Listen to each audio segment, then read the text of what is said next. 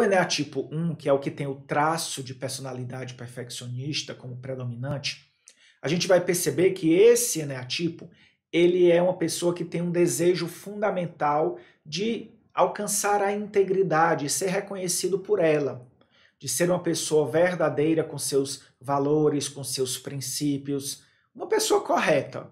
O que é que acontece? Na busca de ser uma pessoa correta, de dar o seu melhor, de ajudar as pessoas à sua volta a fazerem o melhor também da vida delas, isso vai entrando numa certa distorção. E aí as pessoas que têm esse traço, esse perfil de personalidade, né? O que acontece com elas? Elas acabam entrando em uma busca incessante por alcançar padrões elevados de qualidade. Quanto mais ela alcança um nível, ela diz, não, isso aqui não é o ideal. Isso aqui é o que eu conseguia fazer até agora. Agora que eu cheguei até aqui, eu expandi minha consciência e eu vejo que o ideal é isso. E quando eu chegar lá, eu vou dizer, não, isso aqui é o básico que todo mundo faz. Eu entendo que agora o ideal é isso. E ela vai colocando novos critérios de exigência, de qualidade, de perfeccionismo. Por quê? Porque na busca de tentar ser reconhecido como alguém íntegro, alguém que atende os princípios morais, atende aos valores que a sociedade prega, eu passo a me tornar alguém muito obcecado para alcançar determinados níveis de detalhes, determinados níveis de acerto, acertos comparado com o que o meu ego considera o que é certo e errado. E aí o que acontece? A pessoa que tem esse perfil de personalidade, ela entra numa busca de dizer isso não é certo, isso é certo, isso não é certo, isso é certo. Mas que no fundo, essa busca de dizer que é o que não é certo é só uma tentativa de imaginar o que os outros estão pensando também sobre certo e errado. É uma tentativa de imaginar que todo mundo está nesse mesmo parâmetro que eu considero como certo e errado.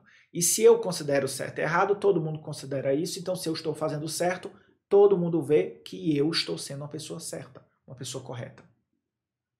Então, o mais interessante nisso é que na busca desta integridade, eu foco nos detalhes, eu foco no perfeccionismo, eu foco... Bebe água.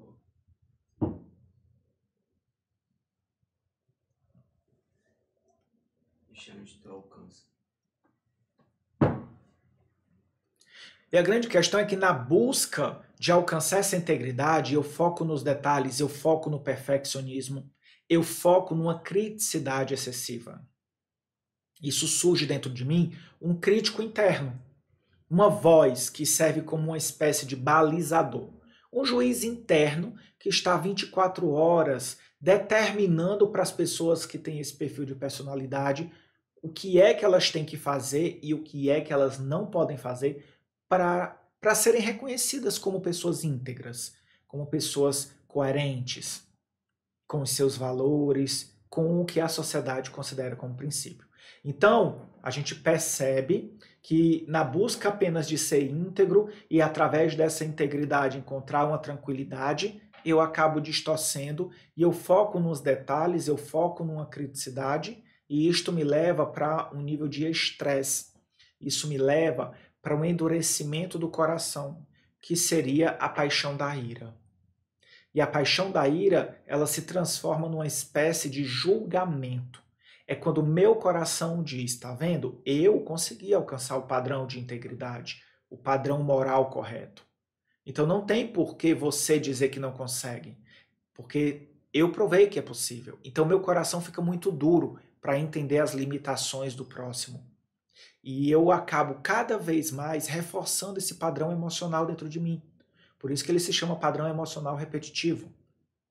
Porque cada vez que eu uso o mecanismo de defesa, cada vez que eu faço determinadas atitudes, tenho determinadas atitudes e elas são coerentes com esse ideal de integridade, eu acredito que eu cheguei lá, eu acredito também que eu passo a ter direito de apontar para os outros dizendo quem está e quem não está lá comigo.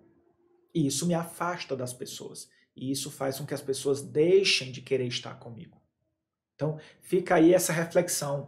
Agora, é lógico que esse desejo, ele tem uma coisa positiva, porque ele ajuda essas pessoas a serem sempre melhores, a estarem numa constante evolução, a buscarem olhar para si mesmas não como uma pessoa perfeita, mas como um projeto que está sendo sempre aperfeiçoado, que sempre pode ser melhorado.